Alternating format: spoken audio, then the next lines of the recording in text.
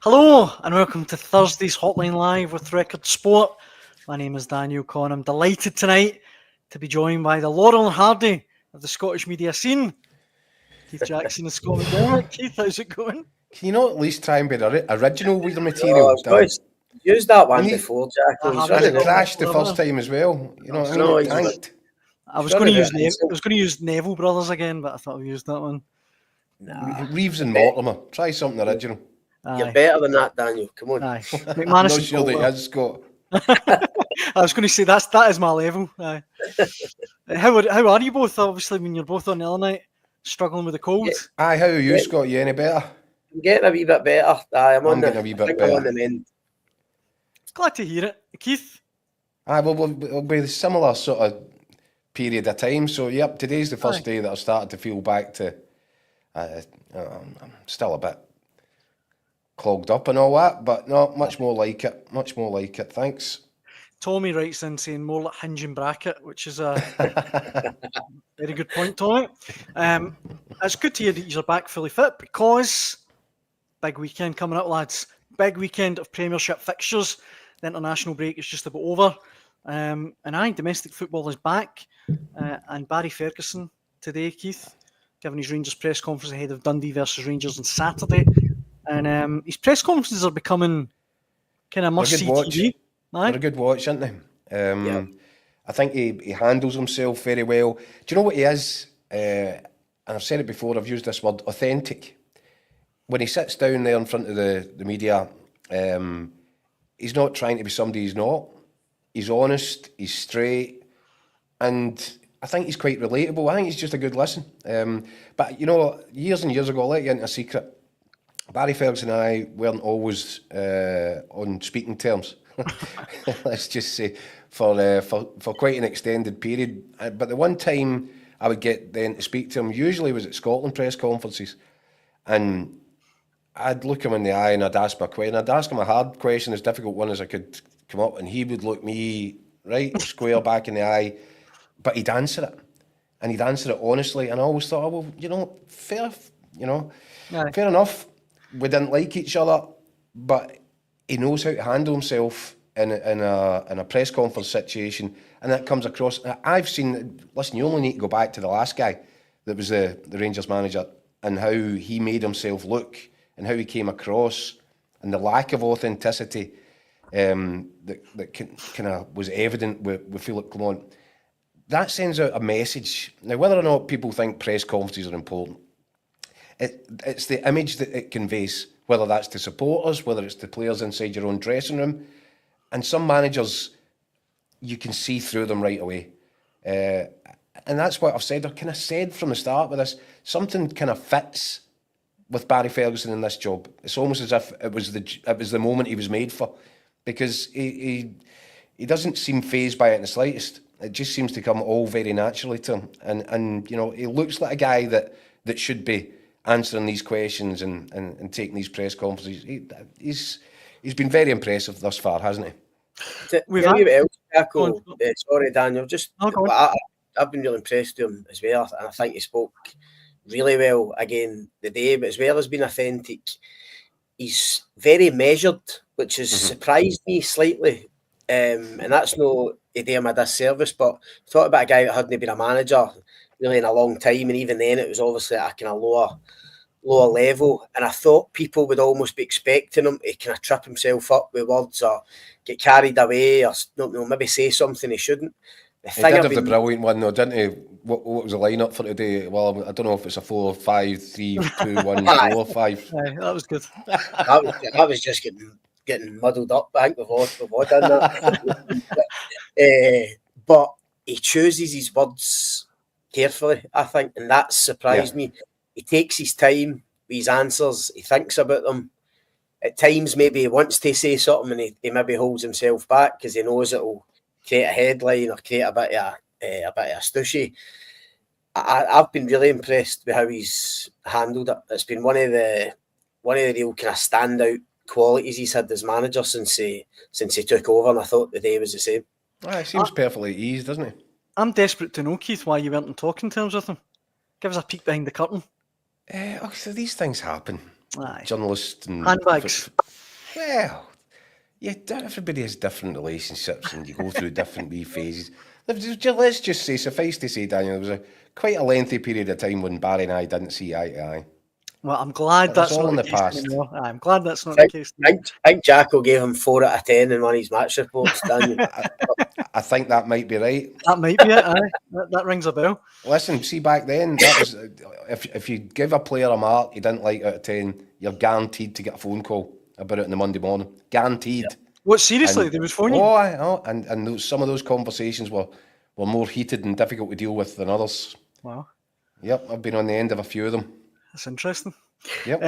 Well, we've actually had a lot of correspondence to ourselves today following Barry Ferguson's press conference. Before we get stuck into them, maybe we should hear a little bit what the interim Rangers manager had to say. The reaction was he's excited because his teammates just scored what was to be the winning goal. I would have a problem with my players and my staff sat in their seat and never say a word or done anything. So I want to see players and staff celebrate. Why do we play football? We play football to win games. And when you win games, I want to see my players, my staff, celebrate alongside their supporters. Having played in so many of those games, is that what derby matches are all about? Yeah, sometimes you get a wee bit overexcited. I've no issues with that. And as I said, Vash was just overexcited with his teammate Hamza scoring a goal to get us at 3 points. We've not been able to do that for five years, which is a long time. There's been talk about investigations and police action. What do you make about all that sort of stuff surrounding that? I'll let them deal with that. Listen, I've had a private chat with Vash. That one will remain private. But one thing I've made clear to my players and my staff is when we score, we celebrate. And after the game, whether it's Celtic, whether it's Fenerbahce, whether it's St Mirren, whether it's whoever it is, Dundee, Aberdeen, Hibs, Hearts, if that whistle goes and we've won 3 points, I have no issue with going and celebrating with your fans. These guys pay a fortune to travel everywhere and come and support us. And I want to see a bit of passion, not just for the stands, but from my players. It's not about playing nice, pretty football at times. And my group of players need to learn that. And certainly they're starting to learn it. You've seen that in performances over the last 2 or 3 weeks. That sometimes you need to dig deep to get results. And that's maybe going to happen Saturday. As I said, I would love to go and guarantee everybody that it's going to be nice, free-flowing, attractive football, but that's not the way it is in Scotland. You have said that before, that they're almost too nice. How do you go about changing that as a manager? I think I've changed that in the last 2 or 3 weeks. How have you done that? It's my secret. He's loving every minute of it, isn't he? That's what's clear. Aye. And in his own head right now, I think that he's been asked, previously about does he want. There's no doubt he wants the job, right? Let's just be absolutely straight about that. But I think inside his own head, he's not going to get carried away. He is what he is. He's the interim manager. He's there until the end of the season. But what you just said, Daniel, is absolutely correct. I think he's just loving every minute of it. This it's dropped out the sky at him, hasn't it? Nobody ever thought, he wouldn't have thought himself that this opportunity was going to arise. And he just gives off that impression, a guy that's loving this work for however long it continues or extends. He just wants to lap up and savour every moment of it. I tell you who else is loving it, Jacko, the supporters, because he's striking the right tone with just about everything that he says, and even in that wee clip, I can just imagine supporters that I know just absolutely loving that kind of message. And see that stuff about players being too nice, and it's all right being nice, fancy football team, but you need to have an arse side to you because it's not. I think his quote was, "It's not like that in Scotland." That is the thing that Philippe Clement couldn't get his head around. He just couldn't. We spoke about it so many times on here. He just couldn't get that Scottish football was different, and you had to show other qualities. It wasn't all about systems and styles and patterns of play. Sometimes you just need to get the job done to get 3 points. And obviously Barry's experienced that as a player, and he's now relaying that onto the players. And it sounds like such a simple thing, but my God, it's so important. And as I say, as well as him loving it, I think just about everything he says now, as I say, just the perfect tone, and I think the fans are lapping it up. Well, the comments today, guys, has generated quite a strong response from both Celtic and Rangers fans. Let me run through a few of them just now. Colin Allardyce says, love Barry defending Cerny. We'd have managed with Barry Ferguson's passion. Frankie, though, says, did Barry say the same when Griffiths tied a hoop scarf to the post at Ibrox? Graham simply says, Scooshgate still in full flow then. Timmy says, why hasn't Cerny been charged? If that was a player from any other club, he'd have been charged. Amanda says, when it happens with Celtic players at Ibrox, there'll be no complaints from Barry then, fair enough. And Homebound Online simply says, Cerny scooshes bottles, Celtic scoosh leaks Barry. Different levels. Not a bad comeback, to be fair. That's a good line. What do you guys make of him sort of defending Cerny? Huh? What do you make of his defence of Cerny? Was that a defence of Cerny? I think that he said there that he sat down with them. He's obviously had a conversation about, the do's and don'ts. But it comes back to the conversation that you've been having with us for I don't know how long now, Daniel. This is a guy scooshing a water bottle.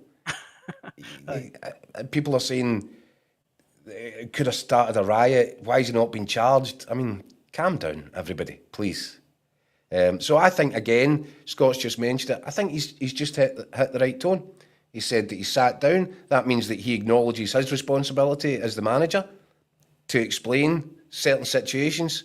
But at the same time, what he actually said was, my players have to celebrate. I think he'll be proud of the fact that when Egeman scored that goal, his entire bench ran down to that corner flag, and half of them could hardly move when they were coming off the pitch. Right. They were all there. What does that show you? It shows you that a team that was fragmented, kind of broken down, it shows that there's a togetherness about them that wasn't there previously.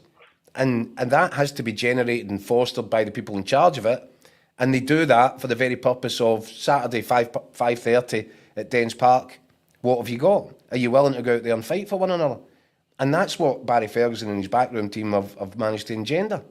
And it's a far cry from what they inherited.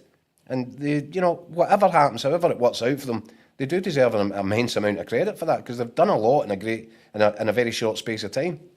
I think what you said about Cerny there, Daniel, almost feeds into the stuff I'm talking about the team being too nice. I mean, he's been quite clever in no condoning what Cerny did with the water bottle, and as Keith says, having a private word with him.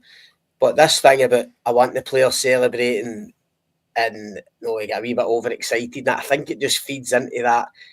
Barry Ferguson wants a wee bit of devilment in his team. He doesn't mind that. No, he doesn't mind a wee bit of aggro every now and again, because as Keith says, I think he believes that it fosters togetherness and team spirit and stuff like that. So again, I think he's probably found the right balance with his answer without condoning the actual action. I think deep down he probably quite likes the way they celebrated that goal, and doesn't mind that wee bit of naughtiness that, let's be honest, he could do as a player on the pitch and off the pitch at times. So I don't think he minds it at all deep down. Scott, we talked last night about Vaslav Cerny, Keith's exclusive, about the situation surrounding perhaps signing him permanently. Obviously, you went on the show. I just wanted to quickly get your take on what's your gut feeling. Do you think it will happen? And how important is it that Rangers keep him? My gut feeling is it probably will happen. If everything goes to plan with the takeover, I'd be amazed if the people coming in to run the club wouldn't see that as a priority, given the impact that Cerny's had, and given the fact, the numbers we're hearing about that Keith wrote about this morning. If it is 5.5 million or around that figure, no, you would think with the capital that they've got coming in, then that wouldn't be too high a fee for them. And I think if they want to get on the good side of supporters, which obviously they will, what a statement for signing that would be. To come in as new owners and say, we're going to go and get your star man, who Philippe Clement told everybody pretty much at the start of the season that Cerny was unaffordable. Rangers wouldn't be able to get that kind of deal done. Mm-hmm. So I think it would be a real statement of intent. Having spoke to Keith and a few others, it looks as if Cerny wants to stay. Clearly, Barry Ferguson will be telling the club that they should do everything in their power to get him to stay. So I think a lot of boxes are being ticked. And as I say, unless anything goes awry, with the deal itself or with the takeover or whatever, my gut instinct is that Cerny probably will be at Rangers next season. I think the key issue to it, Scott, is a matter of timing. In order for Rangers to make this deal, the takeover, I think, will probably have to be completed in advance of it. So they are running out of time. Yeah. Because the board, in its current form, I don't think has got any interest in spending money because they're busy trying to sell their own shares and get out. But two, I don't think the finances would be there in normal circumstances, in any other set of circumstances. So it is going to be dependent, and that's the fascinating bit, as we were discussing last night. If the Americans haven't got this deal over the line and it's legally secured and signed and sealed and rubber stamped, then could you expect them to say, well, do you know what, I'll pay £5.5 or £5 and a bit million anyway? I'm not sure that legally that sounds robust. Yeah. So I think that could be a big issue. Of course, and some people were trying to suggest last night that there is no period of exclusivity in any case, which is quite interesting. And you wonder why that message was getting put around last night. Because, look, at the end of the day, if Rangers can't do the deal, however it works out, and Cerny moves on elsewhere. As I said, there's between 8 and 10 clubs across Europe now showing serious interest in him.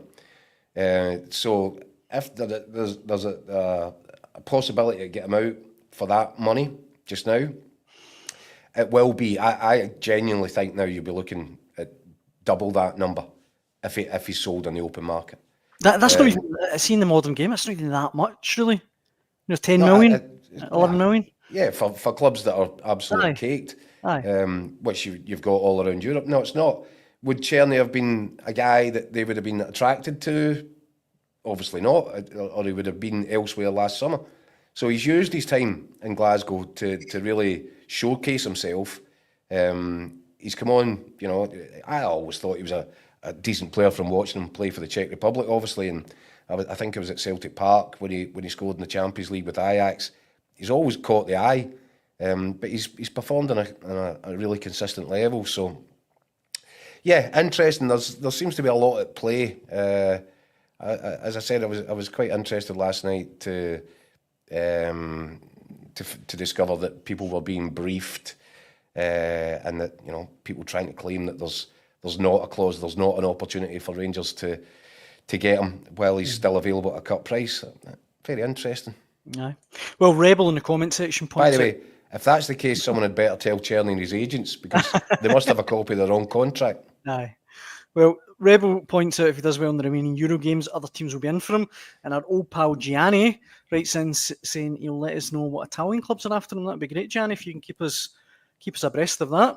Gianni's wanting a gig now, is he? An Italian correspondent. He's wanting a commission. We'll speak to the powers that be. Elsewhere, guys, in Scottish football. Listen, see before we go there, right? No, I think it's important. See with these, when you loan a player, you have to. There's a fee involved, right? Mm-hmm. Now, whatever that fee is, be it $1.5 million, $2 million, whatever it is to loan a player over the course of that season, it's a fee.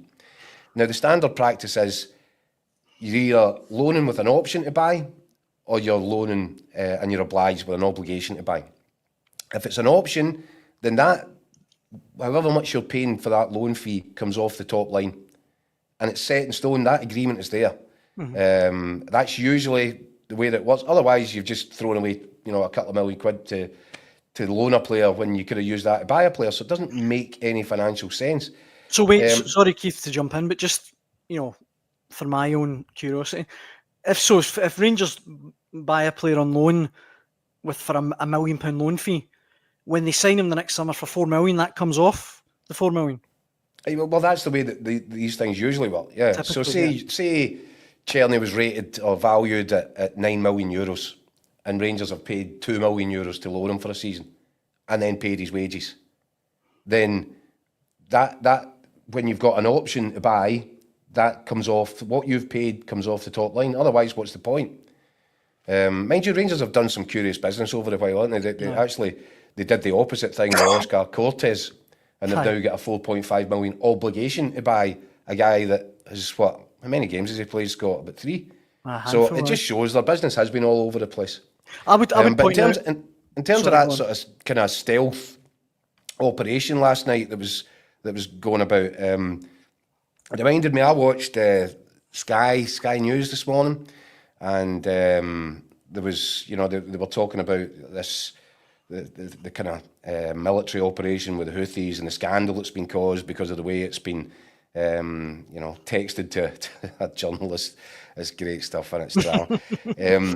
But the girl, reporting for Sky, she's excellent, and she said, she was interviewing somebody, a Trump representative, who spoke to her in a terrible way, and she said, this is crisis management, Trump playbook style: deny, deflect, and denigrate. And it's interesting because that was a sort of PR tactic that Rangers first introduced when someone who was a colleague of Scotty and I's once left to head up Charles Green's Ibrox Politburo. They soon became known as Statement FC because of it. But at least back then they had the courage to put their own name to it, So I find it interesting. There was no statements. Why did they not contact the Record if they felt that was the case? Why did they not ask Barry Ferguson to front it up at the press conference today and say that there's no chance of an agreement there? So, Jack, do you think that message is maybe getting put out there, for the club to almost kind of water down expectations of possibly? Because I don't think the club are in a position financially to make that deal happen, even if it is a cut price, $5.5 million just now. That's what I'm saying, Scott. I think it does depend on the Americans. But I just thought, it's quite a stealthy way of leaking out denials to that sort of obedient, hand-picked platforms, isn't it? It's like seals clapping to get thrown a fish. I would point out, and obviously I'm biased, but look, any exclusives that have been launched here on the Hotline Live, tell me one that's not came true. Yeah, they've all been spot on. That's all I would say to everyone watching. So, I get it, right? I get fan media, and I get all these things, new age sort of stuff. And recently we've got this new weird phenomenon, haven't we? Sort of mainstream media actually dressing itself up and pretending to be fan media, which is a new one. It seems to me very much like the worst of both worlds, doesn't it? Aye. But these people are to sports journalism was the same as Pedro Caixinha was to football management, completely and utterly fraudulent. Aye. Well, just to go back to the loan thing, I was going to make the point. I made this point last night. I think it's good business by Rangers because do you not think Celtic got stung a bit last year with Adam Ida? Because when Adam Ida first came in, if you'd said to Celtic fans, he's going to cost £9.5–10 million, nobody would have got on board with that. But he played They let the price get set after the loan. Yeah, exactly. So I think it's good business by Rangers to have that exclusivity period, to have that price set. Because otherwise, like you say, Wolfsburg would be well within the rights to go, do you know what? He's €15 million or whatever. Well, I think Wolfsburg are quietly they're perfectly content with the situation because if it does go to the open market, then, they'll make a lot more than they probably expected to when they let him go on loan last year. Aye. Time will tell, I guess, guys. Elsewhere in Scottish football, though, let me hit you with this comment. Tam writes in saying, how on earth is Wanyama only 33? He could be bossing the Championship for the next 2 or 3 seasons. I have to confess as well, I had no idea that Victor Wanyama was only 33. I feel like he's at least 43. Was that not Effie Ambrose? Aye, that was Effie Ambrose. I'm excited to obviously the game won't be televised this weekend, but I'll be fascinated to find out what Wanyama looks like, because as we said last night, if he's a quarter of the player that he was, he'll absolutely monster that league. Do we know, Keith, is he going to play on Saturday? I don't know. I don't know. He was obviously unveiled today. This has come about as a bit of a whirlwind, hasn't it? It's I'm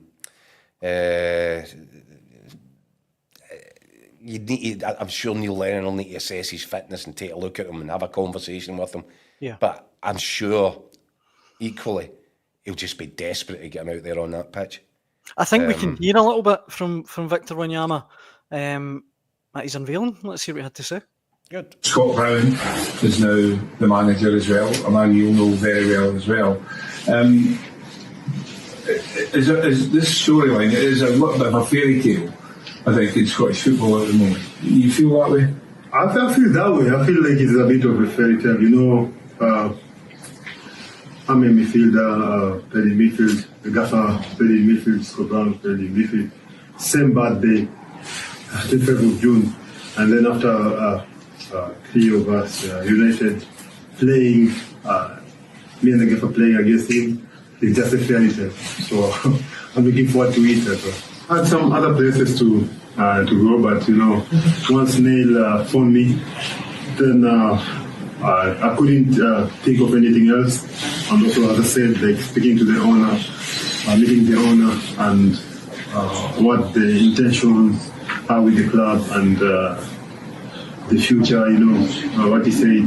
And he's very also passionate about the game, and he wants to take the club into the next level. So I had to just, you know, buy it in and come and join.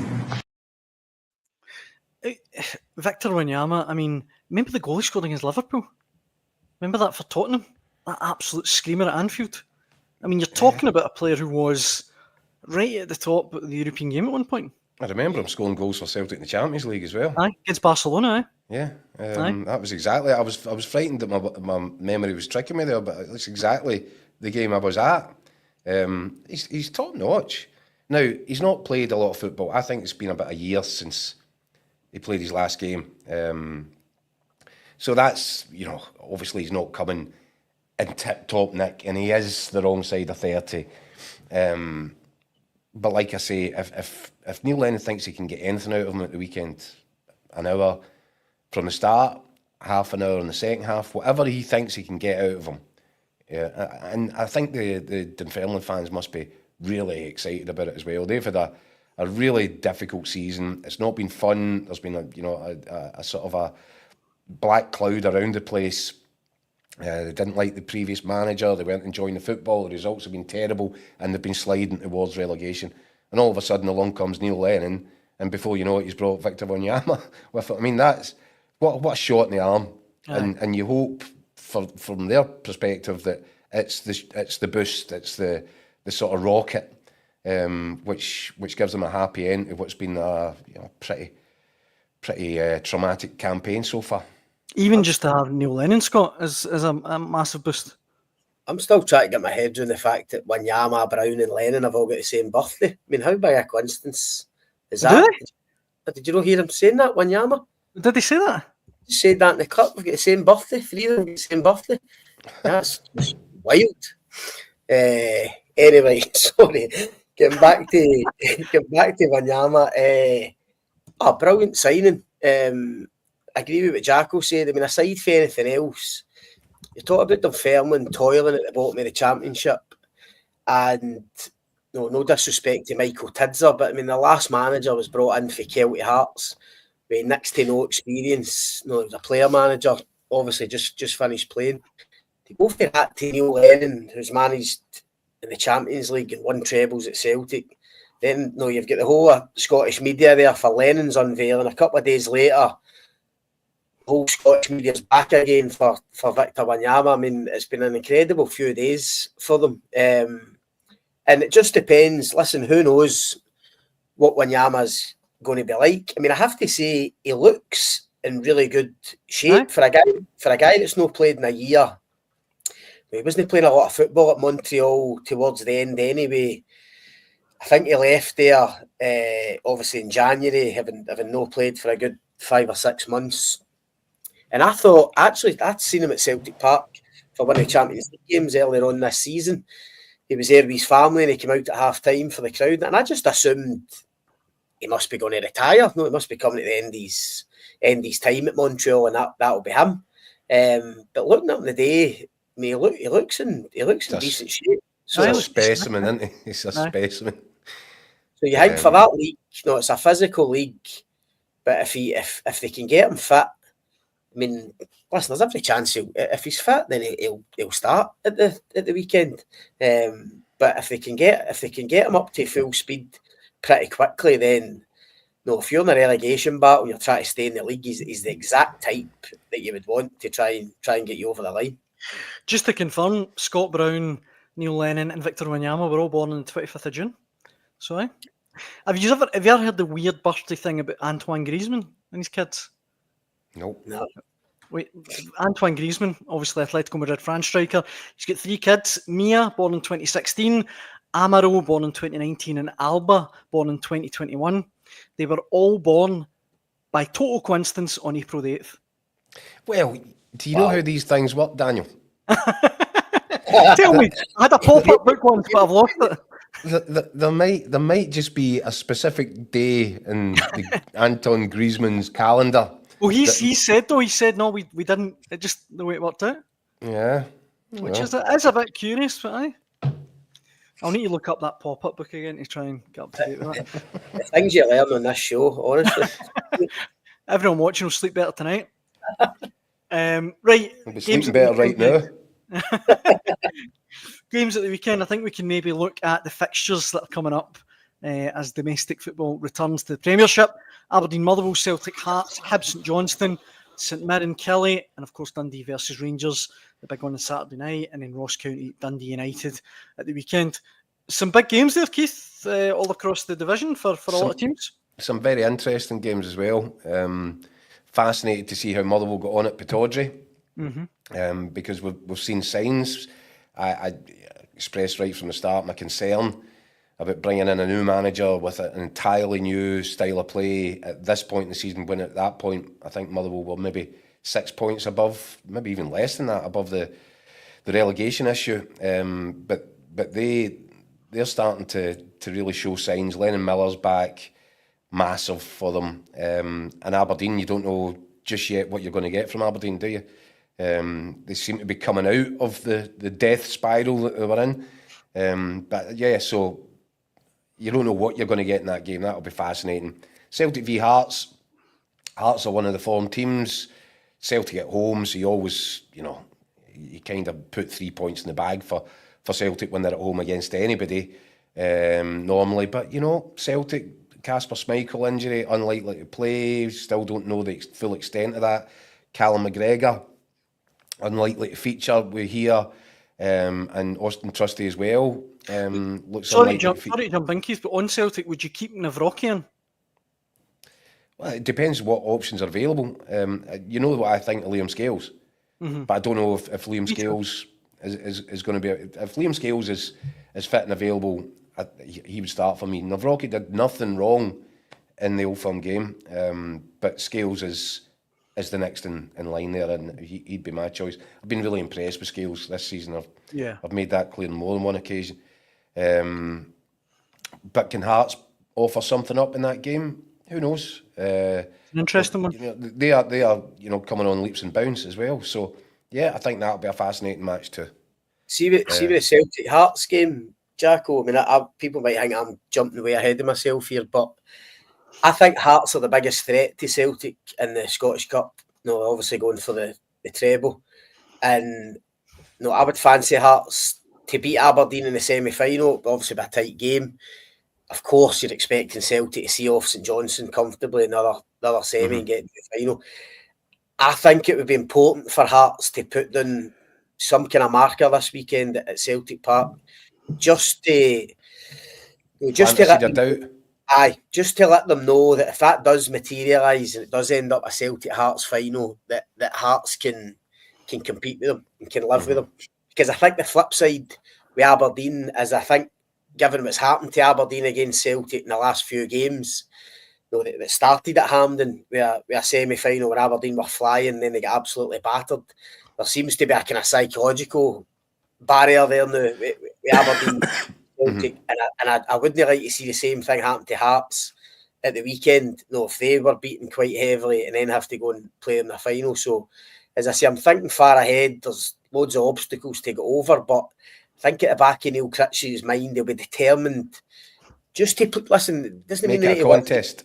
It doesn't mean they need to win the game, maybe even draw the game, but they need to compete at Celtic Park. They need to show Celtic something, as you say, just to plant that out in case they meet again at Hampden in the last day of the season. Aye, it'll be an Well, interesting. they'll have another opportunity in the top 6, won't they? That's true. Yeah, of course. And I think the way things are looking, unless I'm mistaken, I think that Hearts will, the way the fixture list and the split, what's the post-split fixtures, I think Hearts might have 3 games at Celtic Park. I've seen that. I think that is true. You're right about that, I think. So they've got a couple potential trips to Glasgow even before the scenario of a potential Scottish Cup final as well. So, yeah, it'll be interesting. And Hearts, listen, they've vastly improved under Critchley, haven't they? They've come on leaps and bounds. For me, there's too much of a gap, and I expect Celtic to win comfortably at the weekend, even without those key players. And as I said, I've nailed my colours to the mast. For me, the treble, well, not in the bag. It's going to happen. They will deliver it. I feel like it's timely to remind everyone that when Aberdeen were in the death spiral, as you call it, Keith, I did say it would peak Scottish football if at the end of the season they won the Scottish Cup. First one since 1990. So, listen. What is this? See when it happens. What, you congratulating yourself because they made the quarter-finals, semi-finals? Listen, guys, you can take it to the bank. That's all I'm saying. He just done the Aberdeen Motherwell game. I know Keith touched on it there, but I agree. It'll be interesting to see what Motherwell do at Pittodrie, because when you watch Motherwell against Barry Ferguson's Rangers a few weeks ago, terrific in that game. They went with a specific game plan, so detailed, and it worked to an absolute T. Now, it's just whether can you do the exact same against Aberdeen. It's a different type of game, but you'd expect Aberdeen to again have no more of the ball and stuff like that, going away from home. And if he pulls it off again, then I agree with Jack. I think Motherwell, if they get it right at Pittodrie, then they could go there and win again, which would be a brilliant result for them. Do you know what as well? Sorry, just to finish up on this in a second, but Hibs against St Johnstone, that is a game that Hibs have to win. I know they don't have to win it for any material reason, but that's always a game that when they got on a bit of a run, they'll drop points. Do you know what I mean? It's just a fixture I look at and think they'll draw or whatever. St Johnstone might even win. If Hibs are serious about this push for third, they've got to win that game at home at the weekend. 100%. That'll be the sign that David Gray's looking for, that they actually have turned the corner and they are on the right road. Because as you're right, that is your classic Hibs defeat. You know what I mean? 1-0 or whatever. Games that you're expected to win against a team at the bottom of the league at home, they have to just go there and get the job done and see off St John. It doesn't matter how they do it. They just need to go and get 3 points to keep the run going, keep the momentum going. They can't afford to slip up in a game like that, because as you say, if they do, then the same accusations come back and you're back to square one again. Hibs win for me. Yeah. I agree. I think they will win, but it would just be peak Hibs if they beat Hearts and then go out and lose to St Johnstone at home. But we'll see. Whatever happens, guys, we'll be back to pour over it all on Sunday at 6 p.m. I hope you can join us then if you're watching at home. Thank you so much for all the comments. Keith and Scott, it's always a pleasure spending dinner time with you both. Cheers. Have a good weekend, guys. Yeah. Cheers. Thanks for watching at home. And as I say, we'll be back on Sunday at 6 p.m. Hope you can join us then. Cheers.